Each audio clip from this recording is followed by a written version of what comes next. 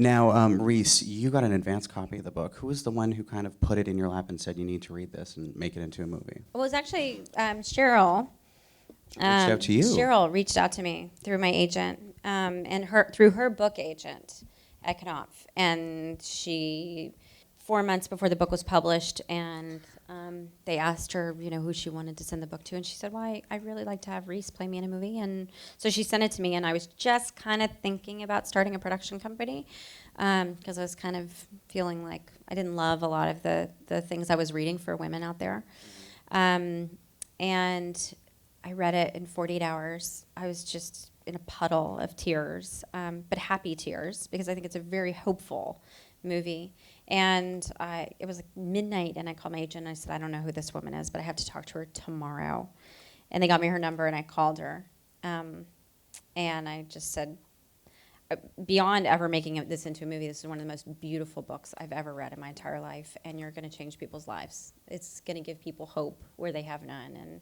And then it took her about 7 days. I told her what kind of movie I would want to make, and she called me 7 days later and said, "Okay, I'm going to let you option my book." So did she ever tell you why she wanted you to play her? Yeah, I asked her, I said, I love this, it's amazing, but why do you want me to do it? And she said, "Well, you don't know, but we actually kind of look alike." And she said, "And the other thing, you can't really tell from the book, but I'm really funny." And she is. She's this wonderful, warm, funny woman. And we actually have a lot in common, actually.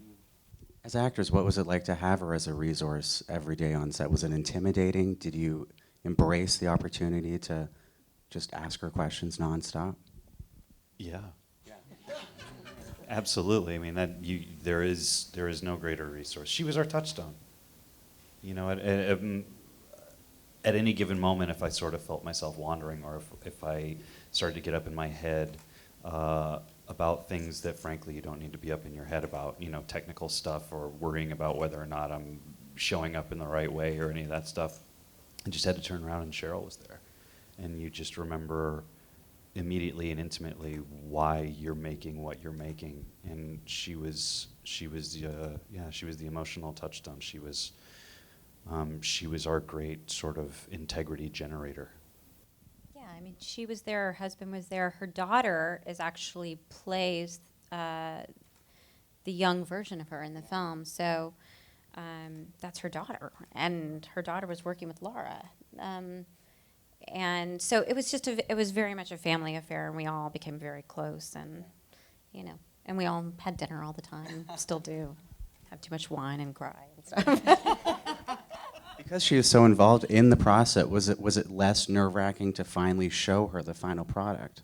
Oh no, that was probably one of the scariest days of my professional life, was showing her the film about her life and her beautiful book that I just did not want to mess up. And we sat there. It was Bruna and I and Jean-Marc and Cheryl and her husband, and we were all in an editing suite on Fox Studio Lots, and we were all just watching her and kind of worried. And then she's, had to get a tissue, and she was sort of, and then she got to the end of it, and she was just beautiful, and she hugged all of us. And then she looked at me and she said, I saw my words written on your face. And it was the biggest compliment I've ever had, professionally in my life, because all I wanted to do was write by her. I want to get a producer's perspective on this. I mean, the book is not inherently cinematic. It's this woman walking a lot and thinking a lot out loud. Not out loud, but, in her head. Were you nervous about kind of overcoming that to make the film as cinematic as it actually turned out? No, strangely I wasn't. I mean, when I read, I think the benchmark for me, because people always say, well, what do you look for? And when I read something and it doesn't feel, firstly when it's beautiful writing, it's just like you want to keep reading. And then when it doesn't feel like something I've seen, that excites me. I produced a movie called Warm Bodies, which, is all from, the person doesn't speak, either, at the center of it. And for me, it's like if I can't find the words to compare it to something else, then that you're onto a good thing. And then we knew we had to find a very deft screenwriter to be able to kind of impose a structure on this, as a dramatic piece, because obviously that had to live in its own world. And he just, the second we sat down with Nick Hornby, he had a kind of emotional architecture for how he would do that, and he did it. Like, I mean, he literally delivered a script within 10 weeks that was exactly what he had told us he would do, and it was brilliant, you know. So I love the challenge of it, and what John Mark then, I think, then of course your choice becomes about an exciting filmmaker who has great craft. And one of the things that John Mark and Reese and I talked a lot about is how memory works, and she describes it so well in her book. And memory doesn't, you know, we often all see movies where memory is played back in these long flashbacks, and it's not really how memory works. It works in pieces. And so he really brought that to what, you know, the movie you just saw, and he would find those moments that weren't scripted often, just find them on the day, knowing that he would, you know, craft that emotional sequence together in his head. So I found it exciting.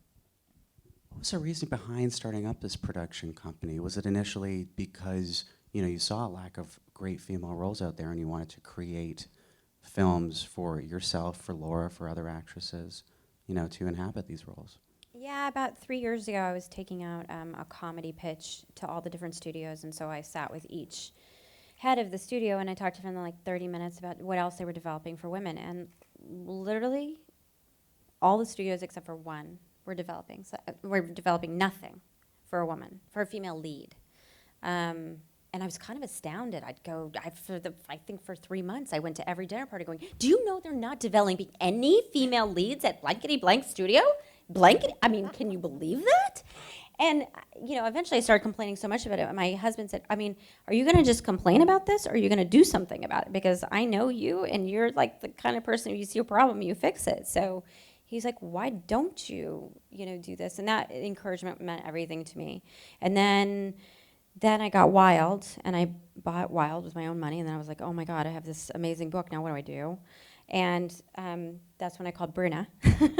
And I said, I really want to start this production company, and it's not about developing projects just for me. I want to develop projects for all these amazing women that we both know, and I just want to see complex, dynamic women, because I'm not reading them. And she was like, okay, well, let me think about it. She told me she would think about it. And probably like 7 months later, she called me, and she said, okay. No, Not exactly how it happened. No, I sent her Wild, but it's a better story this way. But I sent her, she was like, oh, we were talking about it, and then I got Wild, and then I sent her Wild, and she read Wild, and she was like, okay, I'll do a company with you. And then we got Gone Girl right after that. I love her. I love her as an actor. I love her as a human being, as my friend, my producer, you know, and it's grown more and more as we've gotten to know each other, which has been so beautiful. But it's a funny thing. There are few people in this life when we do the same thing that you know each other even from afar, and you really feel like you know them. And I always felt that about Reese, and maybe being from the South and Southern mamas, and working with Alexander Payne and people that we share in common, we felt like we knew each other somehow. So that was a cool way in. But, you know, as these guys have spoken about, when it comes to Cheryl, she requires the truth from everyone there. And this isn't just about actors. This is about her cinematographer, the production designer, the costumer. Everything not only had to feel authentic, but we were all so in love with her book that we wanted it to feel like the truth. And so there was a delicacy on this set that was so beautiful. That's sort of unparalleled from experiences I've had, where everyone has this like quiet longing to protect Cheryl and to protect her mother. And so, you know, to hurl my love toward this woman with the cellular memory that Cheryl holds as she's standing in the corner of her love of her mother was just a gift.